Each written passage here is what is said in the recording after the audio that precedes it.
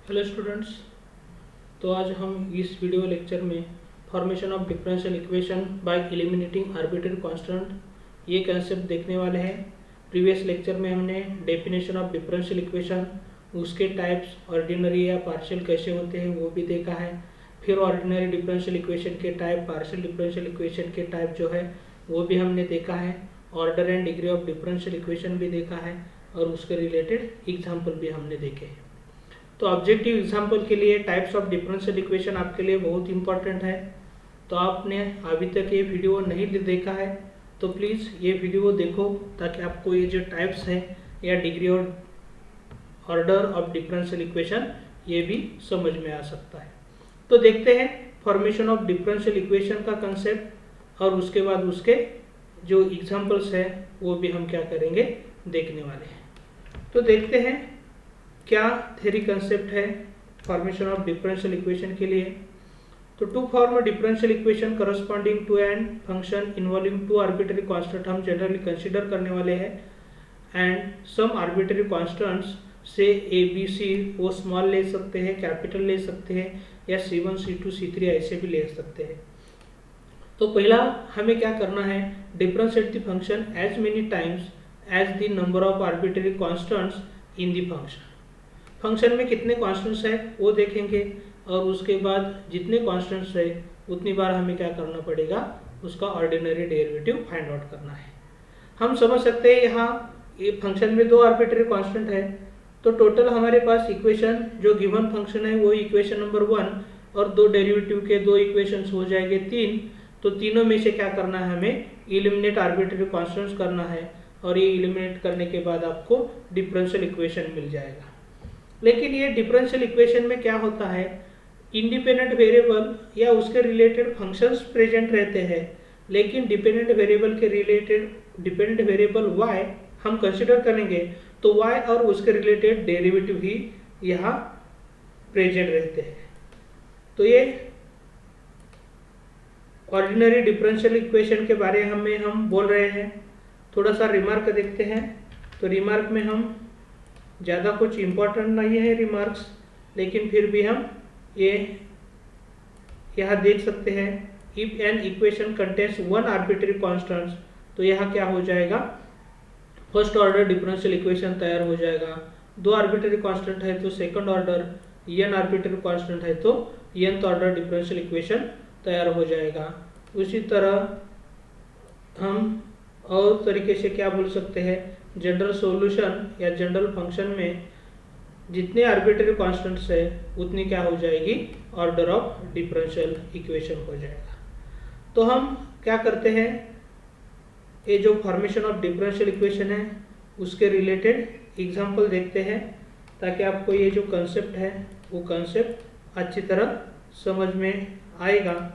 तो क्वेश्चन है obtain the differential equation whose general solution is. अब इसका जनरल सॉल्यूशन हम आपको क्या है वो भी देते हैं, तो आपको ये एग्जांपल सॉल्व करना है और ये एग्जांपल आपके सामने है।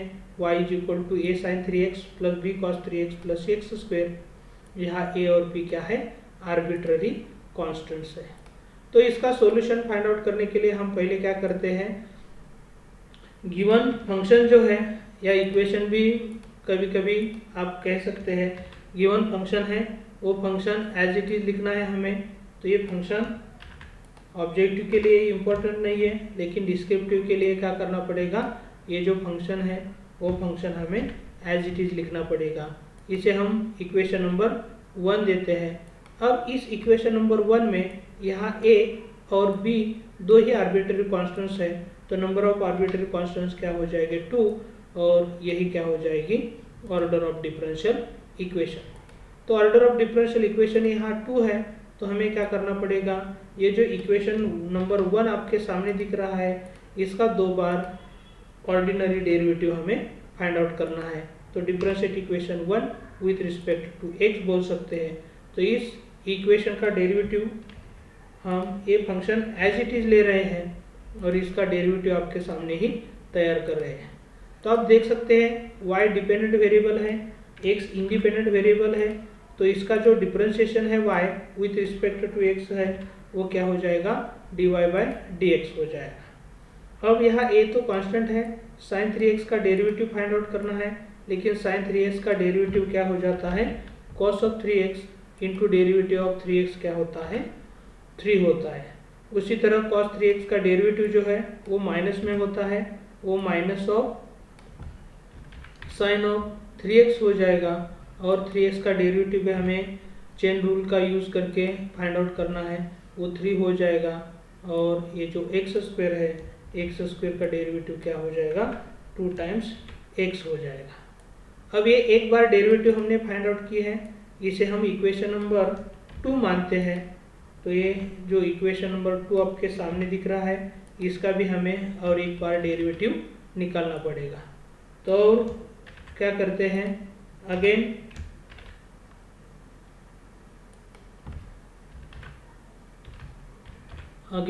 Differentiate equation 2 with respect to x। तो ये इक्वेशन आपके सामने एज इट इज ले रहे हैं, और यहाँ लाने के बाद इसका डिफरेंशिएशन हम कर रहे हैं। तो dy बाई dx का जो डेरिवेटिव है वो क्या होता है, d2y बाई dx स्क्वायर होता है। तो ये dy बाई dx का डेरिवेटिव आपके सामने लिख रहे हैं, d2y बाई dx स्क्वायर। अब यहाँ 3a कांस्टेंट है, cos 3x जो है उसका डेरिवेटिव क्या होता है, cos का माइनस होता है, तो ये हो जाएगा माइनस साइन ऑफ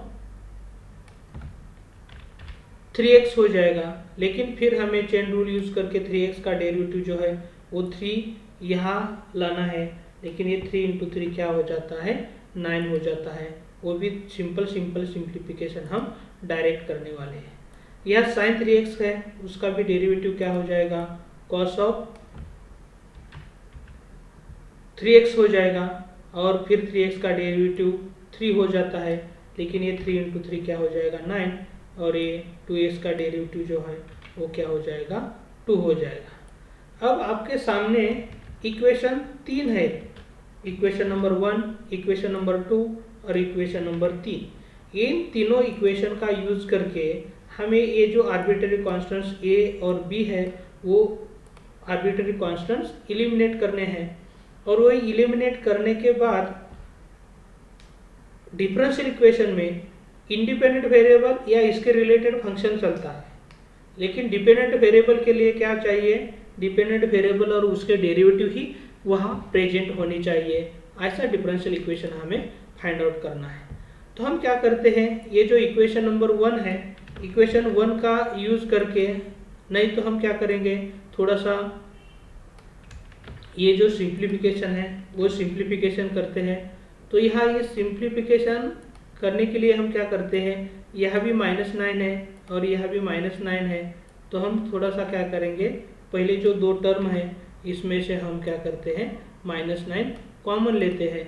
तो आपको ये -9 कॉमन लेने के बाद ऐसा इक्वेशन दिखेगा, और इस इक्वेशन को हम क्या करेंगे, इक्वेशन नंबर 3 मान रहे हैं, ताकि आपको क्या हो जाएगा, इजीली बाकी सारे कंसेप्ट करने के लिए मिल सकते हैं। अब यहाँ ये देख सकते हैं a sin 3x plus b cos 3x यहाँ भी है, तो इक्वेशन 1 का यूज करके हम क्या कर सकते हैं, उसकी वैल्यू फाइंड आउट कर सकते हैं। तो यहाँ हम क्या कर सकते हैं, from equation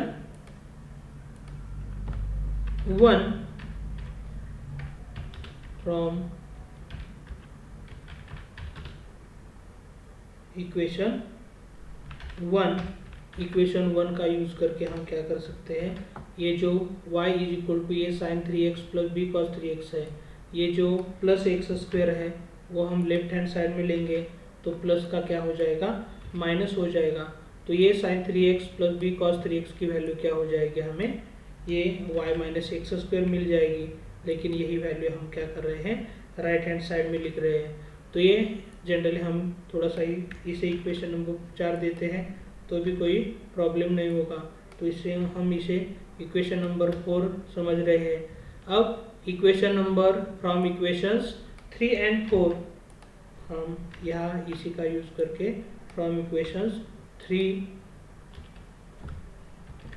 and equation number 4 use करेंगे। आप यहाँ देख सकते हैं इक्वेशन नंबर 3 आपके सामने है, वो equation number 3 as it is यहाँ ले रहे हैं। अब यहाँ आप देख सकते हैं ये sin 3x plus B cos 3x है, यहाँ भी इक्वेशन 4 में है। इसके जगह हम क्या कर सकते हैं, y माइनस एक्स स्क्वेयर ये वैल्यू पुट कर सकते हैं। तो ये वैल्यू हम क्या करेंगे, यहाँ पुट कर रहे हैं इस ब्रैकेट में। अब यहाँ ये जो पार्ट है इसमें आपको क्या क्या दिख रहा है ये भी अच्छी तरह ऑब्जर्व कर सकते हैं आप। यहाँ सिर्फ डिपेंडेंट वेरिएबल और उसके रिलेटेड डेरिवेटिव्स होते हैं, इंडिपेंडेंट वेरिएबल है उसके रिलेटेड इंडिपेंडेंट वेरिएबल या उसके रिलेटेड फंक्शंस भी प्रेजेंट रहते हैं। तो हम ये -9 का मल्टीप्लिकेशन इसके साथ करेंगे तो ये क्या हो जाएगा -9 इंटू वाई -9y, लेकिन यहाँ क्या हो जाएगा +9x स्क्वेयर हो जाएगा। तो इसी तरह ये जो है ये क्या हो जाता है डेरिवेटिव हो जाएगा। लेकिन हम डिपेंडेंट वेरिएबल y है, इसके रिलेटेड टर्म जब लेफ्ट हैंड साइड में लेंगे तो ये -9 लेफ्ट हैंड साइड में आके +9y हो जाएगा और इज इक्वल टू, और ये जो आपके सामने दिख रहा है यही क्या है डिफरेंशियल इक्वेशन है, ऑर्डिनरी डिफरेंशियल इक्वेशन है। फंक्शन का यूज करके हम ऐसे फाइंड आउट कर सकते हैं। तो इसी तरह के एग्जाम्पल आपके एग्जाम में आ सकते हैं। एकदम सिंपल तरीके से हमने आपके सामने पेश किया है, इसके लिए एक लाइक तो बनता ही है। अब नेक्स्ट एग्जाम्पल हम देख रहे हैं, वो भी एग्जाम्पल बहुत इजी तरीके से हम क्या करेंगे सॉल्व करने वाले हैं। तो देखते हैं क्या है ये जो क्वेश्चन है, y is equal to a e raise to x plus b e raise to -2x plus sine 2x है, और यहाँ a और b दोनों आर्बिट्ररी कॉन्स्टेंट्स है। तो सॉल्यूशन में हम क्या करेंगे, पहले ये जो गिवन फंक्शन है वो given function as it is लिखेंगे। यहाँ आप देख सकते हैं ये जो फंक्शन है ये फंक्शन हम यहाँ लिख रहे हैं, इसे इक्वेशन नंबर 1 देते हैं, और इसमें आर्बिट्ररी कॉन्स्टेंट्स कितने हैं वो देखना है हमें। a और b दोनों ही आर्बिट्ररी कॉन्स्टेंट्स है, तो number of arbitrary constants is equal to order of differential equation a हो जाएगा। तो हमें क्या करना है, इक्वेशन 1 का डेरिवेटिव 2 बार लेना है, लेकिन हम 1 बाय 1 डेरिवेटिव लेंगे। तो ये जो पहला एग्जांपल कैसे पहले 2 डेरिवेटिव फाइंड आउट किए थे और उसके बाद हमने a और b इलिमिनेट किया था। अब इस इक्वेशन में y का जो डेरिवेटिव है वो विथ रिस्पेक्ट टू x क्या हो जाएगा, dy बाई dx हो जाएगा। तो ये y का डेरिवेटिव क्या लिखते हैं हम, dy बाई dx। यहाँ a कांस्टेंट है, e रेज टू x का derivative e raise to x हो जाएगा। ये b कांस्टेंट है, e रेज टू -2x का डेरिवेटिव क्या होता है, e raise to -2x into derivative of -2x तो क्या हो जाएगा, -2 हो जाएगा। तो ये -2 हम क्या करते हैं पहले ही लिखते हैं, और ये sin 2x है, वो sin 2x का डेरिवेटिव क्या होता है cos of 2x into derivative of 2x भी हमें लिखना पड़ेगा। तो इसी तरह ये जो पार्ट है ये पार्ट हम क्या कर सकते हैं ऐसे लिख सकते हैं। और थोड़ा सा हम क्या करेंगे, इसका सिंप्लीफिकेशन करेंगे, और सिंप्लीफिकेशन करने के बाद यहाँ आप देख सकते हैं a e raise to x है, यह भी a e raise to x है। तो हम क्या करेंगे, ये जो सब पार्ट है a e raise to x छोड़ के वो सब पार्ट हम क्या करेंगे लेफ्ट हैंड साइड में लेंगे, लेकिन ये माइनस टर्म है वो लेफ्ट में आके प्लस हो जाएगी, और ये प्लस है वो क्या हो जाएगी माइनस हो जाएगी।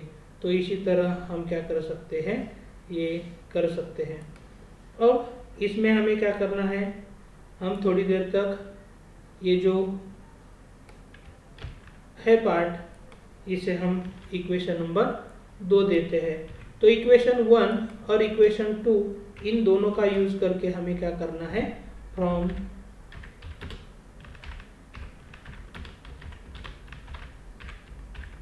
टू इक्वेशन 1 और 2 का हमें क्या करना है यूज करना है। तो यूज करने के बाद आपको पता चल जाएगा यहाँ जो a e raise to x की वैल्यू है वो हम क्या कर सकते हैं यहाँ पुट कर सकते हैं। तो हमें जनरली क्या करना पड़ेगा, ये इक्वेशन है, इक्वेशन 1 हम लेते हैं और इक्वेशन 1 में ये e⁻x की वैल्यू आपके सामने जो है, ये आपके सामने वैल्यू है, वो वैल्यू कहाँ पुट करेंगे, यहाँ ये e⁻x की जगह हम पुट कर सकते हैं। तो थोड़ा सा हमें क्या करना है, इसके बाद सिंप्लीफिकेशन करना है, ताकि ये सिंप्लीफिकेशन करने के बाद और एक डेरिवेटिव लेना बाकी है तो वो भी काम आपका आसान हो जाएगा। अब आप यहाँ देख सकते हैं ये 2b इंटू e⁻x है और ये b टाइम्स e⁻x है, तो ये दोनों पार्ट ऐड हो सकते हैं। तो यहाँ हम क्या कर सकते हैं, 3 टाइम्स b e⁻⁻2x हो जाएगा और ये इसी तरह पार्ट हो जाएगा। और थोड़ा सा आसान लगने के लिए, नहीं तो एज इट इज़ आप कर सकते हैं। अब हमें इसका डेरिवेटिव लेना है, तो इसे इक्वेशन नंबर हम थोड़ा इक्वेशन नंबर 3 देते हैं और फिर इसका क्या करना है, हमें डिफरेंशिएशन लेना है। तो differentiate equation number 3 with respect to x। तो ये जो फंक्शन है, ये फंक्शन फिर आपके सामने एज इट इज़ ले रहे हैं, लेकिन ये लेफ्ट हैंड साइड देख रहे हैं आप, y जो है, y का डेरिवेटिव क्या हो जाएगा, dy/dx हो जाएगा। अब ये dy/dx है, इसका डेरिवेटिव भी हमें फाइंड आउट करना है, लेकिन dy/dx का डेरिवेटिव जो है वो क्या होता है, d2y/dx स्क्वायर हो जाएगा। अब यहाँ आप देख सकते हैं ये 3b इंटू e⁻⁻2x है, लेकिन 3b कांस्टेंट है, तो e⁻⁻2x का डेरिवेटिव हमें फाइंड आउट करना है और e⁻⁻2x का डेरिवेटिव e⁻2x इंटू -2 होता है और ये -2 इंटू 3 क्या हो जाएगा, -6 हो जाएगा। तो इसी तरह ये हम सिंप्लीफिकेशन फटाफट कर रहे हैं। अब ये cos 2x है, cos 2x का डेरिवेटिव -sin 2x होता है, लेकिन ये माइनस है तो ये क्या हो जाएगा, प्लस हो जाएगा। तो हम पहले cos 2x का डेरिवेटिव sin ऑफ 2x लेते हैं और फिर 2x का भी डेरिवेटिव हमें फाइंड आउट करना है। तो 2x का डेरिवेटिव 2, तो 2 इंटू 2 क्या हो जाएगा, 4 हो जाएगा। तो इसी तरह हम ये डेरिवेटिव क्या कर सकते हैं, फाइंड आउट कर सकते हैं। फिर ये sin 2x है, वो sin 2x का डेरिवेटिव जो है वो क्या हो जाएगा, cos 2x इंटू फिर 2x का डेरिवेटिव क्या हो जाएगा, 2 हो जाएगा। तो ये सेकंड डेरिवेटिव हमने फाइंड आउट किया है। अब यहाँ आप देख सकते हैं इक्वेशन 3 को, और इक्वेशन हम इसे भी इक्वेशन नंबर देते हैं, नहीं तो थोड़ा सा सिंप्लीफिकेशन करने के बाद इक्वेशन नंबर देंगे। अब यहाँ देख सकते हैं b e⁻⁻2x है और यहाँ भी b e⁻⁻2x है। तो थोड़ा हम क्या करेंगे, ये जो पार्ट है वो सिंप्लीफाई करते हैं। तो ये सिंप्लीफाई करने के लिए b के रिलेटेड जो टर्म है वो सिर्फ हम राइट में रखेंगे, बाकी ये सेकंड ऑर्डर डेरिवेटिव प्लस थी, लेफ्ट में आके माइनस हो गया, और ये जो दोनों पार्ट है वो दोनों भी पार्ट लेफ्ट हैंड साइड में आएंगे। तो जो प्लस है वो क्या हो जाएगा, माइनस हो जाएगा, और ये भी क्या हो जाएगा, माइनस हो जाएगा। ठीक है, तो ये -6 टाइम्स b है, लेकिन आप इन दोनों का जो पार्ट है वो अच्छी तरह देखना है। यहाँ -6 टाइम्स b e⁻⁻2x है। एक तो आप क्या कर सकते हैं, ये -6 आने के लिए -2 से थ्रू आउट मल्टीप्लाई यहाँ कर सकते हैं, नहीं तो आप यहाँ ये 3x लाने के लिए -2 से यहाँ इस पार्ट को डिवाइड कर सकते हैं। तो हम क्या करेंगे, थोड़ा सा आपको सिंपल लगने के लिए ये जो पार्ट है, ये पार्ट को हम क्या करेंगे, फ्रॉम इक्वेशन 3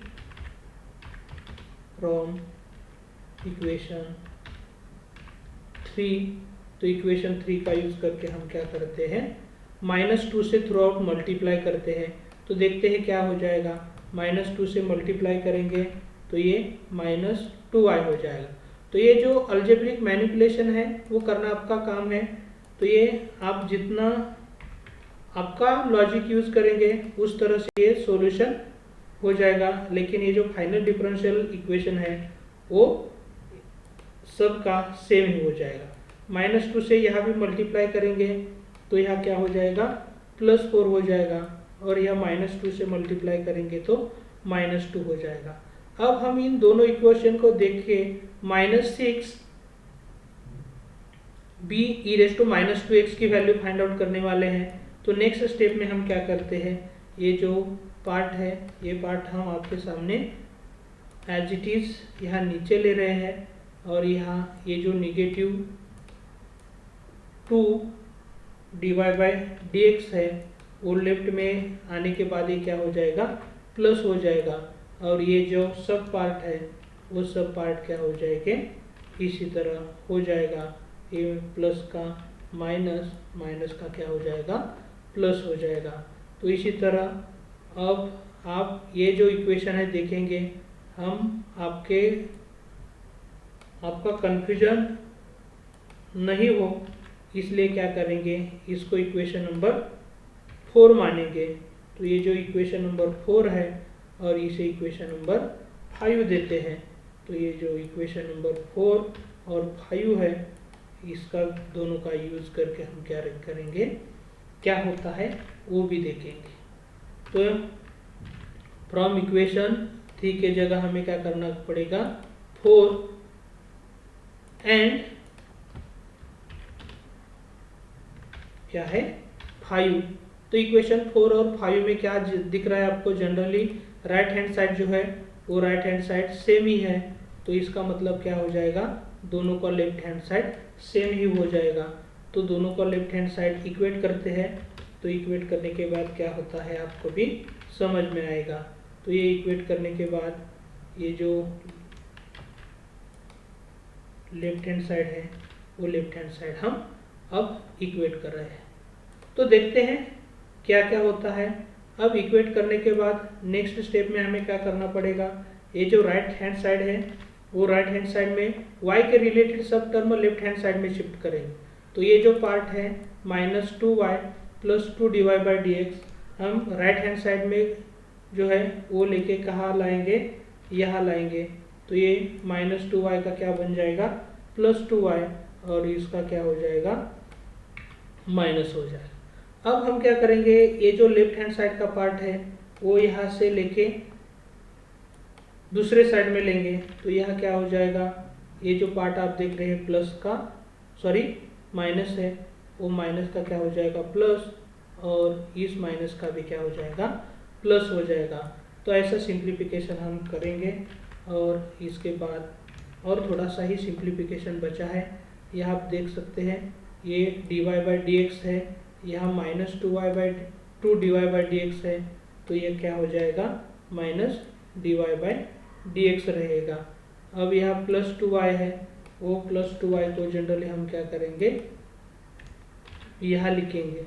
अब थोड़ा सा ये क्या होता है, -4 टाइम्स cos ऑफ 2x है, और ये 2 टाइम्स cos ऑफ 2x है। तो ये क्या हो जाएगा, -2 टाइम्स cos ऑफ 2x रहेगा। तो इसी तरह ये सिंप्लीफिकेशन हम कर रहे हैं, और इन दोनों का जब हम सिंप्लीफिकेशन करेंगे तो ये 6 टाइम्स sin ऑफ 2x हो जाएगा।